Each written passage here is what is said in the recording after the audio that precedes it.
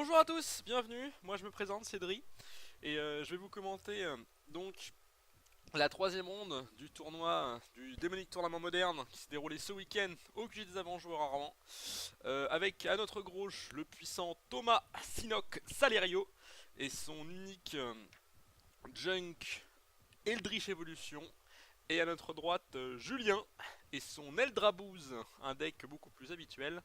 On va voir lequel des deux joueurs on va remporter cette partie. Le tournoi était donc sur 10 ou 12 joueurs, je sais plus, avec 4 rondes top 4. On est sur la troisième ronde. Les deux joueurs sont donc à 2-0. Et, euh, et on est parti, donc ça commence très fort avec un tour 1 hiérarche, tour 2 displacer pour Julien. Thomas de son côté est beaucoup plus mou avec un tour 2 wall. On a vu qu'il avait mulligané, donc il garde une main à 5 landes. Ça risque d'être compliqué pour lui. De l'autre côté, Julien a l'air d'avoir une excellente main avec Fouknotser, explosif. On voit un Eldrazi 5-5. À mon avis, si Thomas fait rien, ça va être compliqué.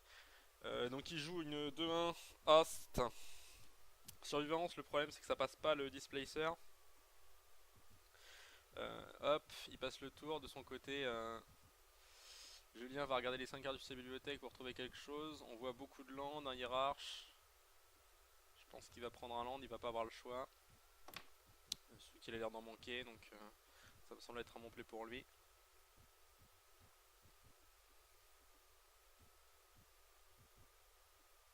Voilà, typiquement c'est ce qu'il fait, hein. Il prend le Flooded Strand, c'est classique. Il devrait lander dans un tour 3 deuxième displacer.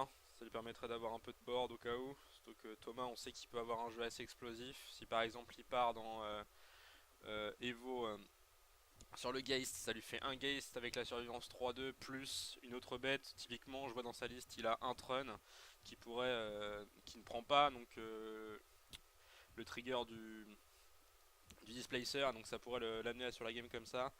Dans son jeu, il joue également un Big Game Hunter qui peut être une solution contre les gros Drazi. Un Earth of Pontiff qui peut être une solution contre la hiérarche si l'autre arrive. Il a quand même quelques réponses, hein. Je dirais même que le match-up est pour lui. Donc à voir ce qui va se passer. Et là voilà, typiquement c'était les classiques double displacer. Donc là Thomas, s'il avait quelque chose, je pense qu'il a pas de removal de masse. Il n'a ni Decay, ni comment ça s'appelle, ni Maelstrumbles. Il n'a que des passes pour gérer les bêtes en face. Donc là, commencer à gérer les displacers, ça va être compliqué. Il fetch, fin de tour.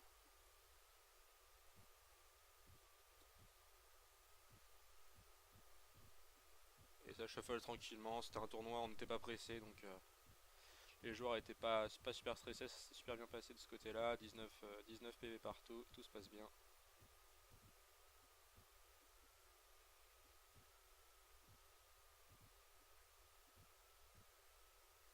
Hop. Ouais, il a l'air de flouder encore un. Je pense qu'il a pioché un fetch. Si je dis pas de bêtises, c'est un Woodhead. Ouais, c'est bien ça. Il va le jouer directement pour épurer, mais ça lui fait encore un land de plus. Faudrait voir ce qu'il a dans sa main. Il a une Golden Shrine. J'ai pas vu les deux autres cartes, mais ça lui fait vraiment beaucoup de land pour le coup. Et c'est pas forcément ce qu'il veut dans un match-up aussi rapide qu'Eldrazi où il a vraiment besoin de trouver des solutions ou au moins des murs. S'il avait un autre mur, ça lui permettrait de temporiser un petit peu. Voilà, il va trouver l'Evo. Il va faire Evo dans la 2-1 qui va devenir 3-2. Ce qui est relativement fort en plus avec le displacer, c'est que si le displacer blink, le Geist il va revenir sans marqueur et donc du coup s'il meurt il va récupérer un marqueur. Bon, c'est vrai que c'est pas foufou, mais ça lui permet quand même d'avoir une réponse au trigger du displacer. Hop, c'est un Rhino, donc il va perdre 3 points de vie, un drain de 3 de chaque côté. Ça va le faire passer à 22. Alors c'est pareil, Rhino c'est une excellente bête contre le displacer. Je pense que là il est bien parti pour le coup. Et je pense qu'il a bien fait d'aller chercher ça.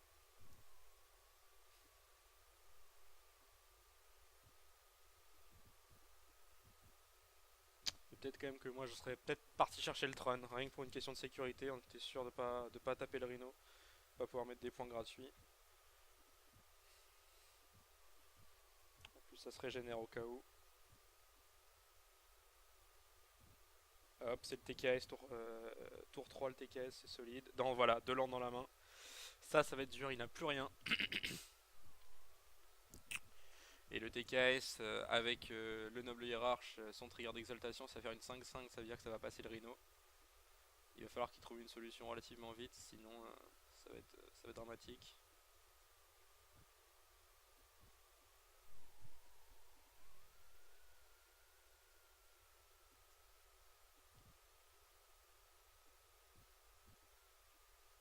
Ça fait classiquement en fin de tour toujours.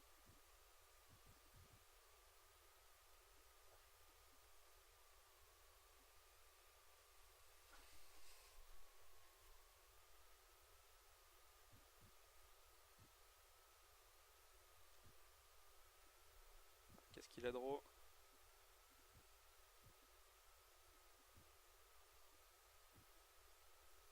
Donc là typiquement il se retrouve dans une situation de lock, ça veut dire qu'il a pas grand chose en main. J'ai pas vu ce qu'il avait pioché mais Reclamation Sage, bah ça fait rien quoi, c'est une 2-1 qui pose. Aucune value, rien du tout, mais il faut des bloqueurs, je le comprends bien. Donc c'est ce que je disais, il se retrouve vraiment bloqué, il a le TKS qui va bloquer la 3-2. Après le Rhino il va passer une fois, je pense que Julien va arriver à 9 et puis ensuite il va plus pouvoir rien faire, hein. Soit à cause du 5-5 qui va arriver, ou alors uniquement des triggers. À voir comment va réagir son adversaire.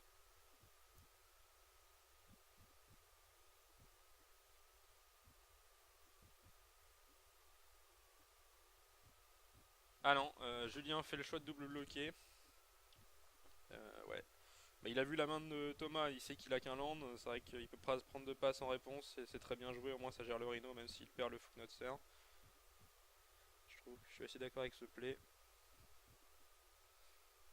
Hop, ça lui fait 5 lands, il va pouvoir commencer à attaquer.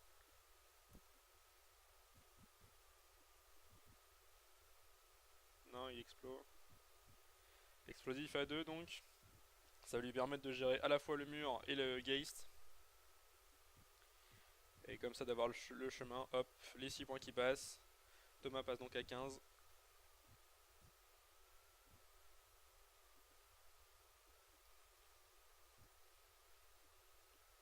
Et hop, un petit bird histoire de faire du mana, ce qui va permettre de faire le papa le tour d'après avec 6 mana, même si on pioche pas de land.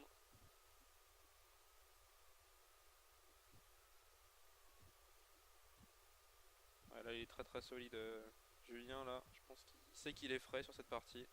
Avec sa 5-5 trample et son 5-5 qui pop les deux de Razi plus les deux displacers. Ça va être difficile pour Thomas de remonter.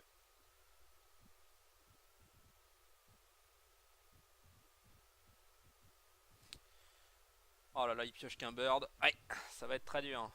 Je pense qu'il est peut-être pas létal. À voir avec le. Si, fin de tour, est-ce qu'il peut taper? Non, il ne tape pas le sage, il peut pas. Sinon, il aurait pu être létal avec le. Comment ça s'appelle? Le 5-5 trample.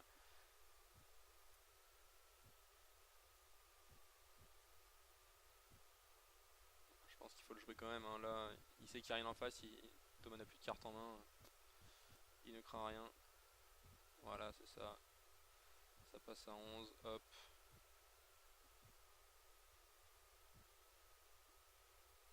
Et il se prépare à la phase d'attaque d'après.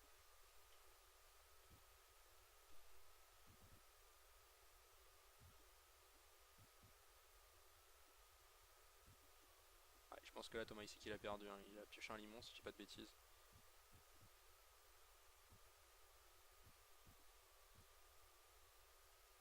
Non, juste un pass, mais ça va pas suffire. Il est à 11, il a juste un réponse, voilà. Sacrifier ça pour taper le sage. Derrière, 6 points, plus le 5-5 dans sa main, ça fait les 11.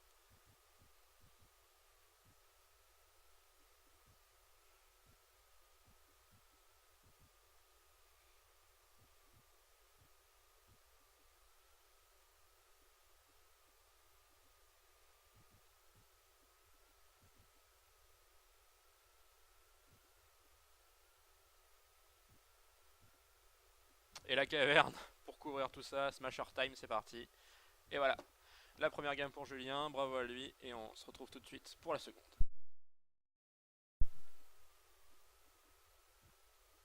RE, c'est toujours André pour la deuxième game de cette troisième ronde de la Demonic Cup moderne. Nous voyons donc Julien qui a remporté la première contre un Thomas qui a pioché beaucoup de land. Julien a fait une sortie très très propre avec Smasher, double Displacer, c'était très dur à gérer. Du coup là il est reparti quand force un noble hiérarche tour 1 alors que Thomas a juste fait land go. Je sais pas ce qu'il a en main mais il a un deck qui est quand même relativement explosif. Si on regarde il joue 4 burn, 1 witness, il a quand même moyen de faire des grosses sorties normalement pour préparer son tour 3. Alors là ça fait deux sorties qui est très mou, j'espère que ça va bien se passer pour lui.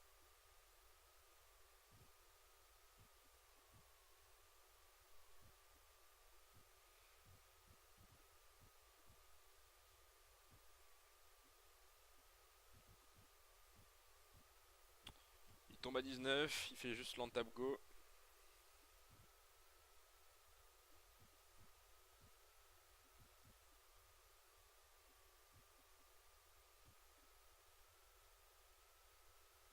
Il a droit un land.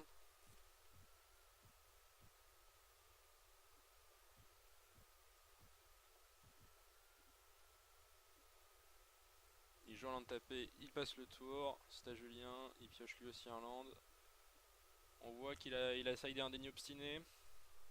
On va dans sa main. Et hop, tour de displacer. Un pass directement dessus, ça prend pas de risque. De son côté, Thomas lui a probablement sidé. Je vois dans son side, donc il a un Gerulk, une Needle, deux Crumble, Stony Silence, Fuxis, Rest in Peace, Linvala, Kataki, Kembal, Edolion, Sin Collector et Warship. Je pense qu'il a dû sider au minimum Warship,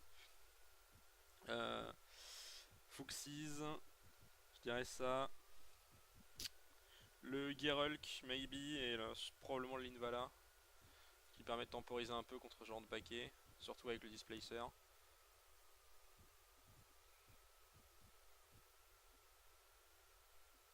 Hop, c'est la petite sauce au hiérarche.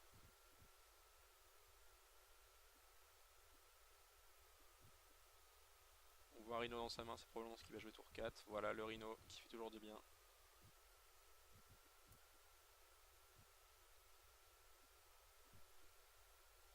Fin de tour. Décidément Julien pioche 3 landes de suite sur 3 draws. Ça commence à faire beaucoup pour lui je pense, surtout dans un jeu où Eldrazi va être absolument explosif.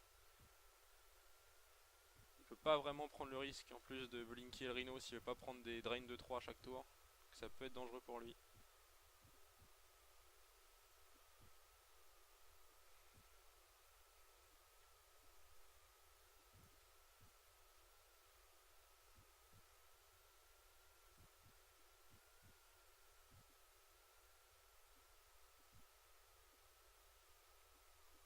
Ça réfléchit beaucoup, la partie est compliquée. Phase d'attaque, ça prend.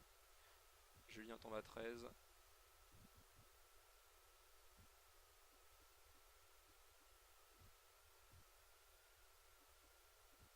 Et voilà, comme je le pressentais, c'est le Geralt qui a été fadé. Cette bête là, quand elle arrive en jeu, vous sélectionnez un enchantement, une créature, un artefact que vous contrôlez et vous sacrifiez le reste. Donc comme la carcasse c'est artefact en plus d'être créature, Thomas a juste à sélectionner artefact pour la carcasse, créature pour le rhino, ce qui lui permet de conserver ses deux bêtes. Lui Julien de son côté, comme il n'a que des créatures, est obligé de sacrifier une de ses bêtes. Ça lui permet de faire des vras à répétition, surtout contre un displacer. C'est une bonne carte de side je trouve dans le match-up. Néanmoins comme Julien a beaucoup de land, il va pouvoir vraiment temporiser.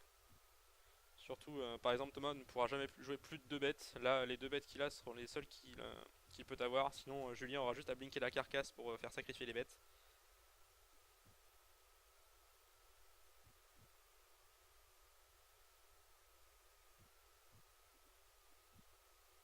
Prends pas le risque de blink ici. Non, blink juste la carcasse fin de tour. Donc forcément, voilà, il se passe rien. Mais ça lui permet d'avoir le champ libre pour tenter une phase d'attaque au tour d'après.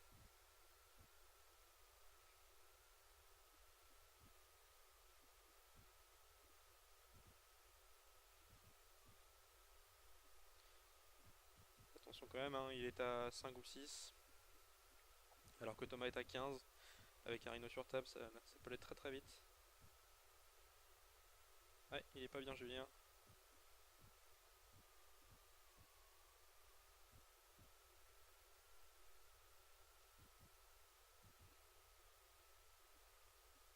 Ouh, c'est le pass qui fait plaisir, qui va permettre d'exiler le Rhino, de blinker la carcasse et ainsi ne pas prendre de points dans le tour. C'est un très bien joué de sa part. C'est une belle draw pour le coup, qui lui permet de pas mourir, parce qu'avec le Rhino, s'il était à 2 points de vie, s'il ne bloquait pas, à 3 s'il blinkait. Donc ça veut dire qu'il était vraiment pas bien pour le coup.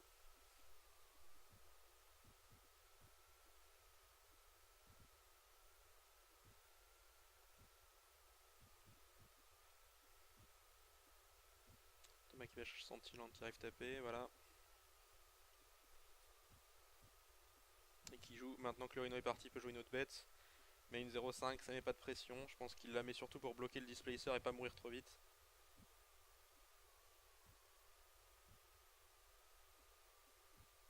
Hop, ça le blink, mais allez retour. C'est le but du jeu, bien joué. De ce côté là, il va pouvoir avoir le champ libre pour pouvoir attaquer.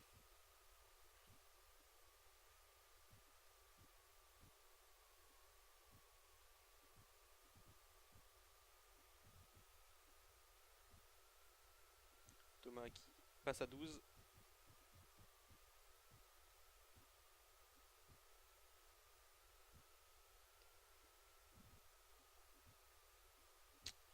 Il a pioché un Geist Étrangleur Racine. Je pense que c'est pareil, ça va pas l'aider, surtout contre le displacer en face. Ça passe pas et en plus elle est blinkée, donc ça va l'obliger. Si Julien joue bien, il va blinker la carcasse, qui va l'obliger à sacrifier sa première bête, son mur en premier. Ensuite, avec ses 3 autres manas, il reblink le Geist. Donc je pense que là il n'y a pas de soluce pour cette phase d'attaque en tout cas. Voilà, c'est ça, donc il va être obligé de sacrifier une créature.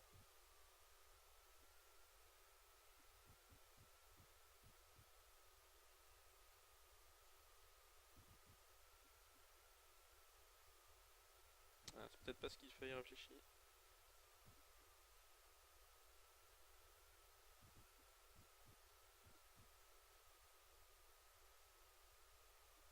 Ouais, ici, c'est effectivement la décision qu'il prend. Blinker la carcasse pour qu'il revienne taper. Elle n'attaque pas ce tour-ci. Ensuite, ça force Thomas à sacrifier une bête. Voilà, il sacrifie le Geist. Donc qui revient.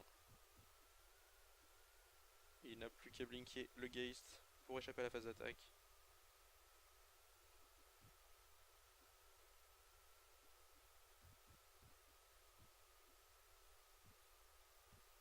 Alors il prend la décision de reblinker la carcasse pour que ça lui sacrifie le Geist. Ce serait même bien joué pour le coup.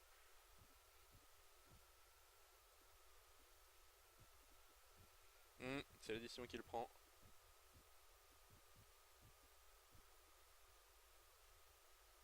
Thomas sacrifie son mur et forcément ça va mettre 3. Il n'a pas attaqué.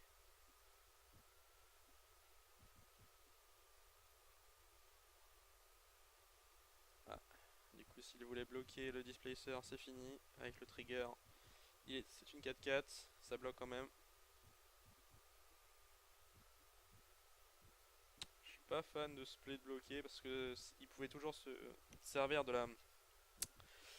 du Geist au cas où s'il piochait une Evo par exemple pour aller chercher Zygarde.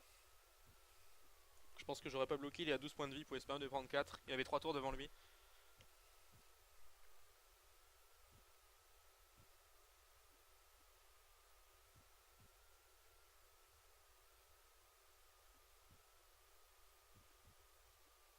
Est-ce que l'adversaire stagne à 8 depuis tout à l'heure hein, c'est vraiment le displacer qui lui fait la game dans un deck qui a peu de removal pour le gérer. Ça va être très très dur d'arrêter les triggers à répétition. Il faudrait qu'il pioche une Needle ou une Linvala, ça lui ferait vraiment du bien.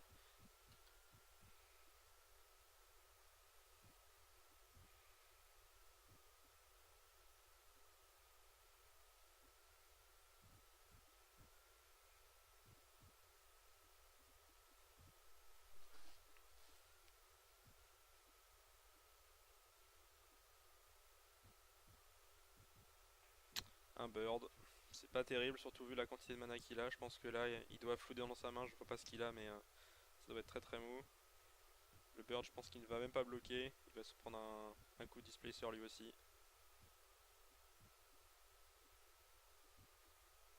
Exactement. Donc là, dans la tête de Julien, c'est dans 4 tours. Si tu continues comme ça, bah, je t'ai tué 3 x 4, 12.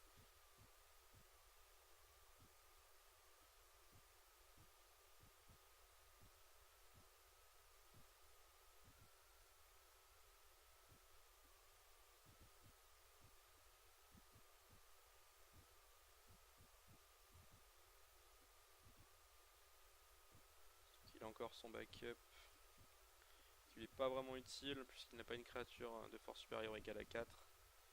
C'est un peu une carte morte pour l'instant.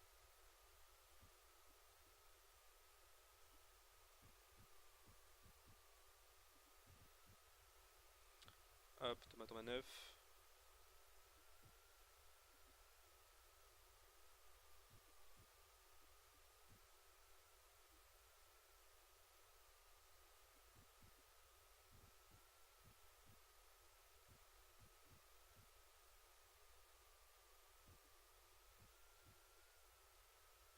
Ça réfléchit beaucoup entre les deux joueurs, il y a de la tension dans cette partie.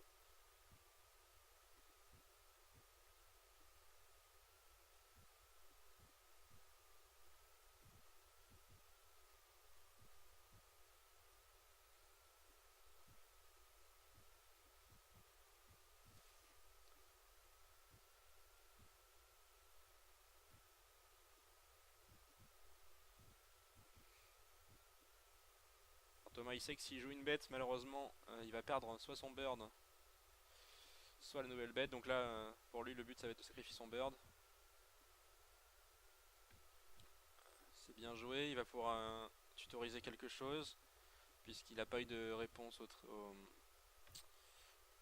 il pouvait pas répondre, puisque Thomas conservait la priorité, ça veut dire que Julien ne pouvait pas faire de displacer en réponse pour gérer une de ses bêtes. Voilà, c'est ça, c'est la ligne Vala qui va empêcher le trigger displacer, qui va lui faire beaucoup de bien, qui va lui permettre de concrétiser ses phases d'attaque. Comme Julien est à 8, 2 phases d'attaque ça suffit à le tuer.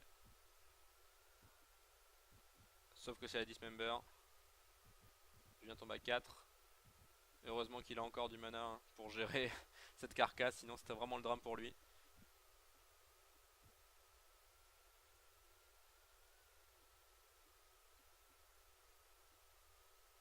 Encore 2 tours à tuer displacer.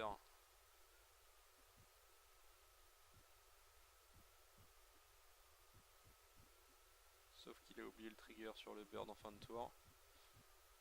C'est du rolling compétitif, forcément on ne revient pas sur les plays. Hop, ça attaque, le bird va sans doute bloquer.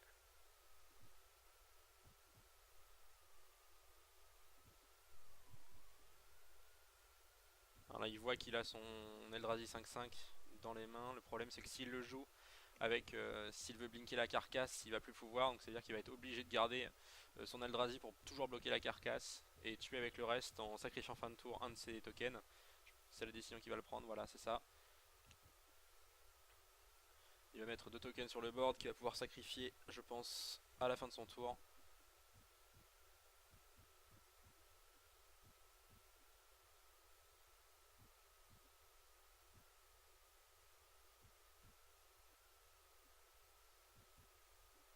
Ah, Thomas qui voit le Big Game Hunter, c'est une très bonne pioche. Ça va permettre de gérer l'Eldrazi. Surtout que Julien n'a plus suffisamment de mana pour le blinker en réponse. Ça aurait été vraiment le drame sinon.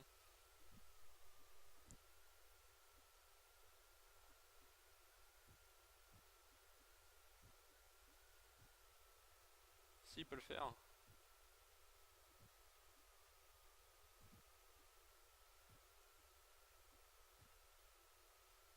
Je pense qu'ils se sont mal compris, ils sont en train de revenir sur le play pour voir ce qui va se passer. Voilà, il tape les 2 bêtes.